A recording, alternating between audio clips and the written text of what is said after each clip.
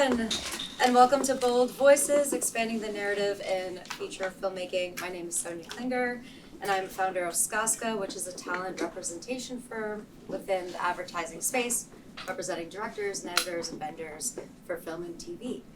I am so excited to be here today to talk to an amazing lineup of creatives, all with projects premiering during the 2025 Tribeca Film Festival. This panel is about creatives whose bold, diverse stories span genres and themes, highlighting the power of inclusive storytelling in today's cinema. So without further ado, let's introduce our panelists. Hello. She is a costume designer on She Dances. Please welcome Brittany and Cormack. Composer on Ride or Die. Please welcome Freya, Berkhout. And the editor on Marlee, Matlin, Not Alone Anymore. Please welcome Sara, Newens. Open to all. What does bold storytelling mean to you in the context of your craft?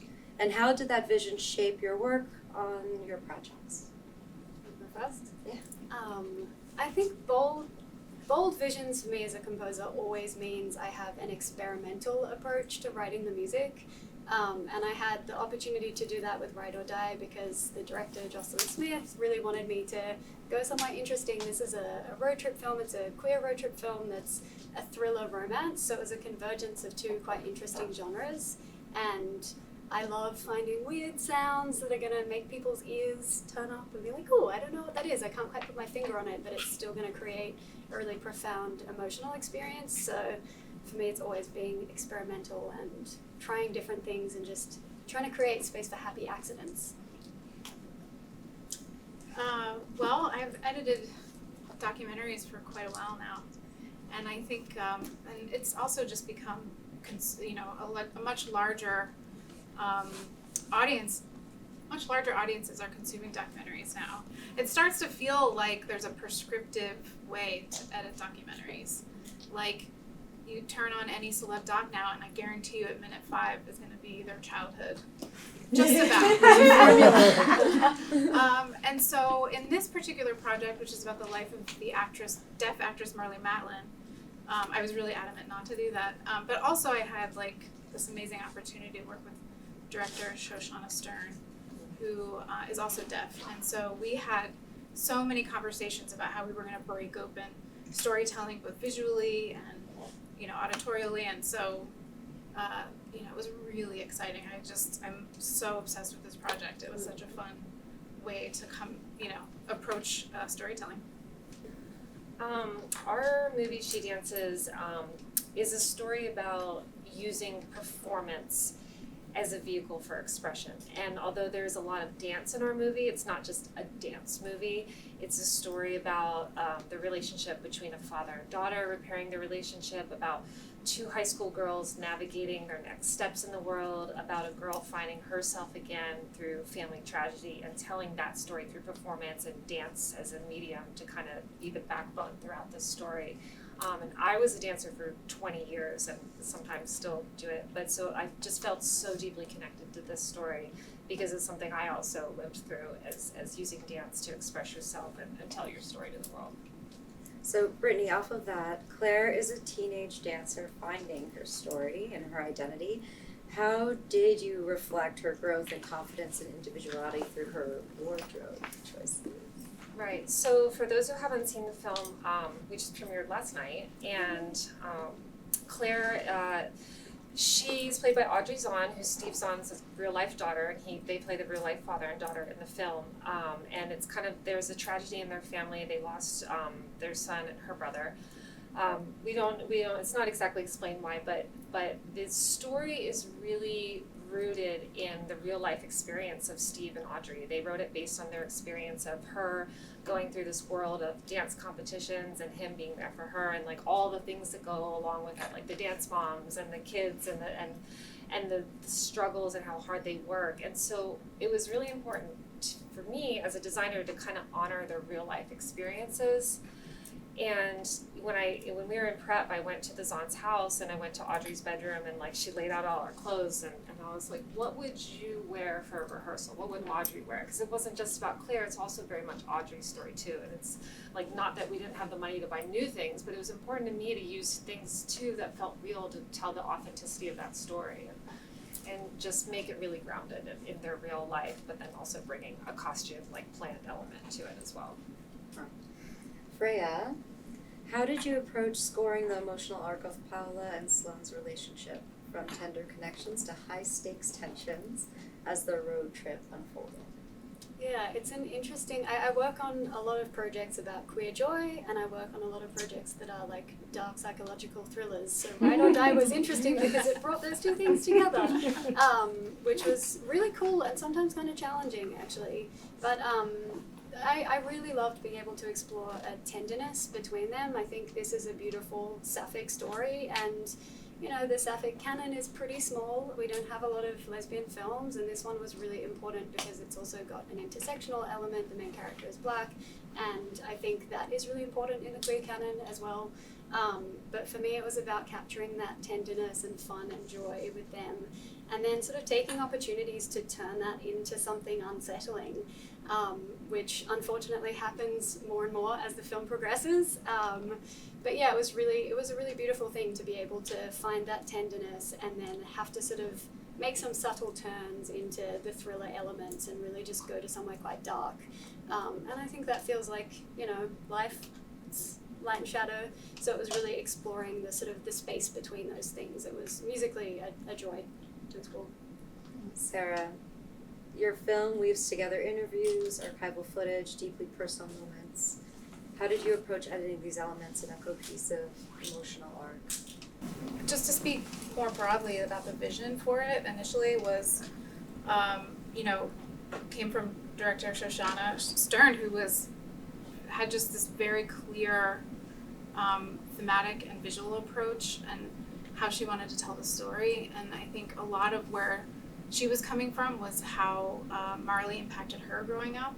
And for those who don't know, Marlee Matlin is the first deaf actress to win an Oscar in 1987 for Children of a Lesser God at the age of 21. So she was, thrust into the spotlight and had to sort of carry the weight of deaf representation, for the last, for forever, pretty much, since then. And there have been very few, other deaf actors who've achieved success at that level, and so that's why she wanted to title it Not Alone Anymore, because it wasn't until 35 years later that Troy Kotsur won a Oscar for Coda, if you guys remember. Marlee was in that. She's great. But to answer your question, there was this clear idea from Shoshana that she wanted to capture conversations between the two of them, because everything that Marlee, contributed to both, roles in Hollywood and also just being part of deaf culture had impacted her growing up. And so the interviews kind of felt more like verite scenes in a lot of cases. And then of course there was like a tremendous archive to weave in and home videos, which was really wonderful. You got to see Marlee, how she was throughout the years, just kind of at home with her family and with her kids. And then, we tried to structure it and shake up, like I said before, like instead of going to childhood at minute 5, like we decided to enter the story and meeting her when the world met her in 1987 and starting to understand, the cultural moments that she, was coming of age in, and how like, for example, a lot of people don't know that she was responsible for, in a lot of ways, for closed captioning, because that wasn't accessibility wasn't really something that people were talking about. So, which I feel like everyone uses now. Exactly. It's so normal. Yeah, we can actually really thank her for that, because she fought very hard to make put laws in place and so forth for that to be the case. I put it on for Game of Thrones. Like, I can't understand what they're saying. May I ask also, how much footage did you receive just over the course of Yeah. I mean, it's hard to know now because everything's in like gigabytes, but terabytes. But it's hundreds of hours. Yeah. Open to everyone. In what ways did your project challenge or expand traditional industry norms around identity, genre, or storytelling conventions? I love this script from the moment I read it, and I kept saying during the making of this film how refreshing it was to tell a story that had no sex, no nudity, no murder, no police, no detectives, and like all of those things are great, but like our story is just a perfect story that everyone can relate to, and it just didn't lean on any of these traditional tropes. It just didn't need it, so that was refreshing for me. The opposite. My film has all of those things. Also are great films. I mean, it's good storytelling, but it's also the story of the director, so it's deeply personal for them. But for me, it was about this intersectional storytelling. As I said, I've come from queer filmmaking. It's disproportionately white and male as well. So I think it was really important to tell this tender lesbian story. But also for me, as a composer, I'm always looking for a non-traditional way to do that. And because I've come from a band background, I'm always looking for instruments that are going to sort of take us in a weirder direction. I'm a synthesist and a vocalist, so those things feature on basically everything that I do. But actually, because this is a road trip film, I really wanted to homage the Western genre, so I worked with a guitarist and slide guitarist, and it was actually really cool to like bring those elements together. I'm not a guitarist, I'm a pianist, and every time I tried to play guitar, my fingers are like, absolutely not. They don't like it, so I was just like, I'm going to bring someone else in to do this part of the project. But yeah, it was a really cool convergence of instruments for me, and I think it created a score that was quite delicate actually, and it really does like lean into the romance parts. The thriller stuff I think is usually synthy for me, and that is a very comfortable place, but finding guitar in a romantic setting was actually like really refreshing. So many of our films on this panel are marginalized, or are focusing on underrepresented voices. How did you approach authenticity in storytelling with your craft? Well, it certainly helped to have Shoshana as the director. I keep shouting her out because she's like, for a first time feature documentary filmmaker, she was amazing to work with. And she really knew like so many of the themes that she wanted to attack, but less so how do we get there? How do we use Marlee's life story as a conduit to larger issues about like, deaf culture, deaf identity, etc. But she was also like adamant, of course, about accessibility. I mean, obviously that was like number one across the board, and how we achieved that was letting Marlee speak in her native language of American Sign Language and not having a interpreter voice over it. The mics, it was highly mic'd, so you could hear all of the clicks and sounds and pops and experience that as they're talking with each other. You're really invited into their world. And, it also, there was a stipulation that if there was any sign language on screen, it could never be obstructed in any way. So that led to a lot of split screens. There was like no frankenbiting in this movie, which if you're an editor, that's like next, it's like never heard of, because traditionally you cut away to a photo or video or something to kind of help condense the story, but in this case we just couldn't do that, so it was tons of split screens. And then of course creative captioning, which we have different colors for different people in the film, so you can, and different placement, and she really shot with like understanding the negative space, and they'll pop up all over the screen, and it really kind of broke my brain open in terms of like the possibilities that we're kind of all ignoring, that we can get much more creative with captioning.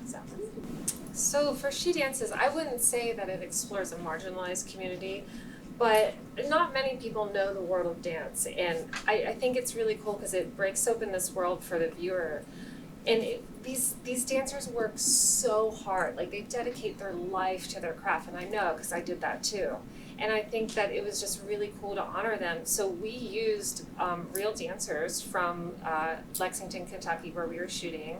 and our choreographer Jamie led us into his dance studio, and the community was a part of making this movie too, so everyone was just very invested in it. We have so many scenes where there's just like dancers like flying through the background for no reason as someone's walking through the hallway, and you know, a lot of our cast and crew were involved in the movie too. Joe's brother and niece were little dance girls, and it was so great to involve the community in the filmmaking because it was a story about their community, and so I think that they were so excited to be there and tell the story with us.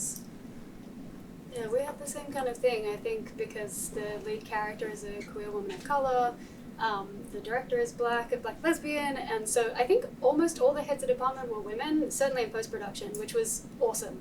It's delightful, it doesn't happen very often.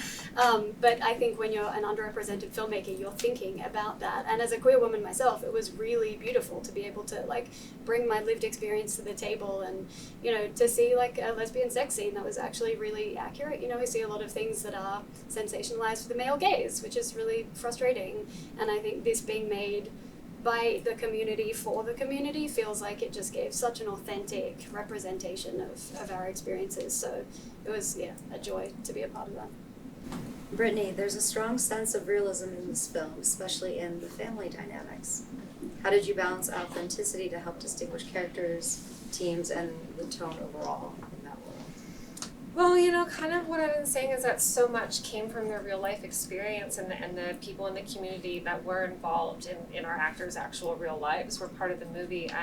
And there's a lot of VHS throughout the movie that's actually from the Zahn family VHS, like it's his own kids that are in the real VHS movies. So it's just was so important to me just to stay authentic to who they were, but like obviously still bringing my element of costume design. Like I built these dance costumes for our heroes that were big and beautiful and, you know, kind of otherworldly. But, you know, like as a designer, sometimes I get to do like these otherworldly characters, like it's sci-fi or period, or right now I'm working on a psychedelic road trip movie, and like nothing makes sense because it's not supposed to. But this movie in particular was so close to our creators that it was just important to tell their authentic story through my choices and theirs working together. So we worked so closely with the actors just to make sure like that everyone felt good in what they were wearing. And for Steve, I went mostly his wardrobe came from the boutique into a local boutique in Kentucky where he gets his clothes from, and they're beautiful, and so they know him and he's comfortable in what he's wearing, and we use pieces from their own wardrobe here and there to supplement. But it was cool just to tell their real stories through the element of costuming. Freya, you touched on this lightly, but Black, freedom, and queer identity are central themes in Ride or Die. How did those ideas inform your choices in instrumentation, rhythm, music, or motive development? Yeah, I mean, obviously I can't speak to the Black American experience, and I'm Australian, so I have a difference of cultural context, but I think bringing my queer identity to the table was important. I think it's always, as I said, for me about finding like an experimental approach, and I think one of the things that was really important in the romance theme especially, obviously we had this guitar, but it was also about layers and layers of vocals, and I think there was just a real sense of intimacy to all of the instruments that I was trying to use. I really wanted to build towards that tenderness because I knew we were going to take it away as well, you know, like the thriller is going to invade that space, so I wanted to try and create something that was going to almost cocoon their love story a bit and make something really tender and beautiful that would eventually get pierced. But I think, yeah, for me, the vocals ended up being, I mean, it's such an important part of my practice in general. I feel like vocals are so human, and I do a lot of post-processing, so I'll often record my voice and then do weird things to it afterwards, like pitch it down. I have like a man version of my voice who I call Manfred. So sometimes Manfred sings, and Manfred's really creepy. Like for thrillers, like Manfred is scary. Like voices that have been toyed with are very strange because it sort of dances in the uncanny valley, you know, where we're in a space where we recognize it as familiar, but it's gone somewhere a bit odd. And I think that is a deeply unsettling thing to listen to. So for me, it was using the voice in a way that was going to feel almost protective and, yeah, that cocoon, and then sort of have it turn on them a bit and go to a dark place.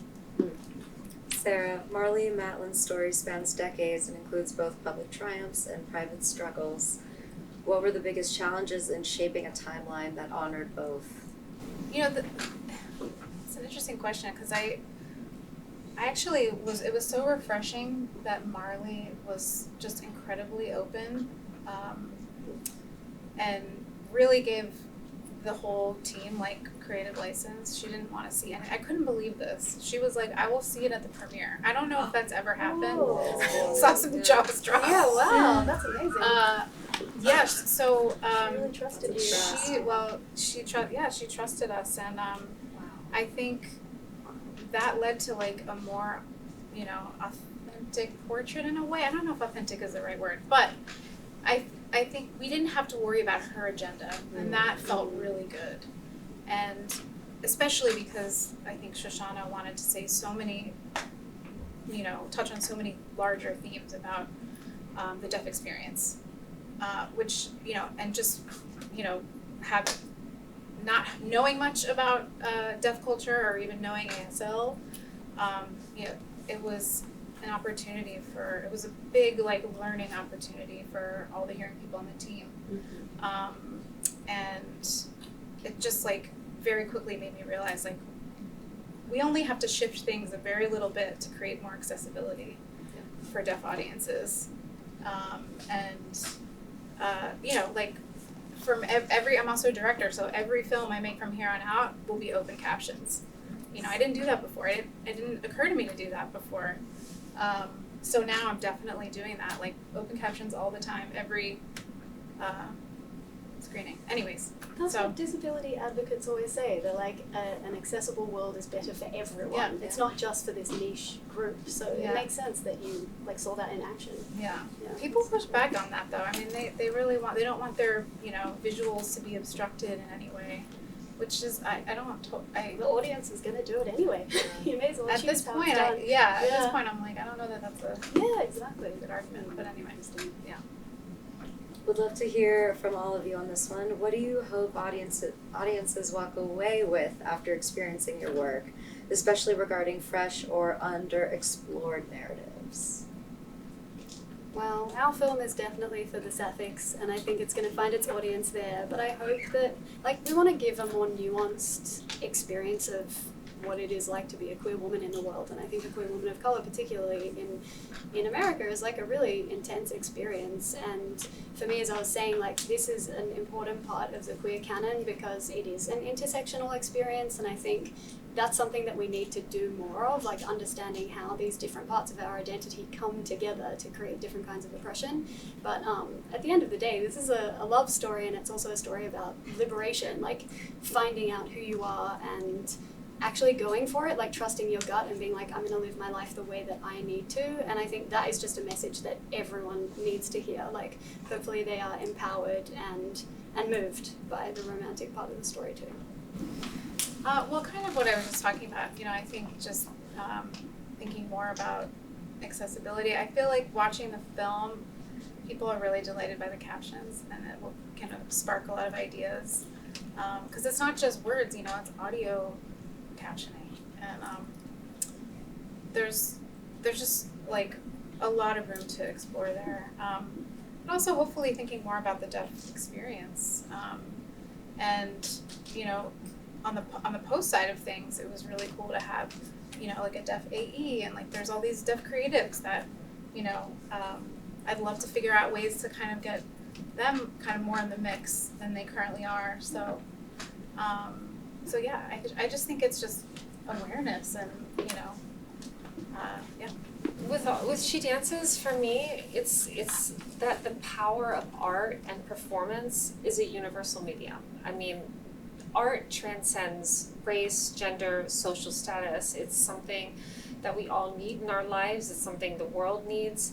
And in our story, it's a road to healing for our characters and rediscovering themselves. And I just think that that's anything that any creator who makes art can relate to, and just the reason why we need art and people to tell their stories in this world. I love ending on this question. What advice would you offer emerging creatives who want to tell bold, inclusive stories, but feel pressure to conform or simplify their tale? I would say that it's going to take longer than you want it to, and that has been frustrating for me for a long time. But I think the reality is if you're taking a road where you're going to stay true to your own voice, it just takes longer to build something that's going to be sustainable. And it is, like, it does feel like you get pressure from the outside world to conform in certain ways. I think when you're already an outsider, like being a female composer makes it easier because I'm not doing what dudes are doing, and so I stand out for that reason anyway.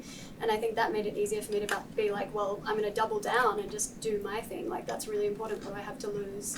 But yeah, it's going to take longer, but I think the thing that you're building is a road that's more fruitful and more authentic to your art practice. So it is so worth it as long as you can survive in the meantime, which is, we all live under capitalism. I don't think there's any such thing as selling out anymore, so that has definitely changed. Like, survive how you need to, but make sure that you're, it doesn't exist anymore. I remember when Radiohead, like, you know, they didn't want to sell out, and now I'm like, don't worry about it. Do commercials if you need to, like, it's fine. But also, let it inform your practice and bring yourself into it as much as you can. My sticky fingerprints are on everything that I do, and I think that's how it should be. That's a way to celebrate your perspective, and we all have something really special to bring to the table. So, I mean, I think a large part of, filmmaking is so collaborative, so I think it's really picking the right partners and the right people to collaborate with. You know, especially if it's somebody who might have like a little more power in that sphere than you. Like, for example, I mean, this is a story told in the film, like, initially Coda, the studios wanted to cast a hearing actor to play Troy Kotzer's part. No. Even in 2020, yeah. yeah. And she threatened to walk. She was like, absolutely not, or I'm out, you know? And sure enough, that worked, and, you know, and he ended up getting the part and winning the Oscar, so, So good. you know, I think there has to be some courage at some point in there to just say, no, this is how I'm gonna do it. And I think, like, for like really emerging young people, I always tell them to go make a short. There's no rules. Yeah. Like, if you want to satisfy that, just go do it. You can, especially with docs, you don't need permission to go do it. So that's kind of another thing I like to encourage. I would say to trust your creative instincts as an artist, and if you're lucky enough to get to tell the stories that resonate with you. And, you know, this story to me was so personal because of my history as a dancer, but when I first got the script, I was like, I have to tell this story. Like, I will bother the producers as long as I have to tell this story. And I just knew that. Thank you.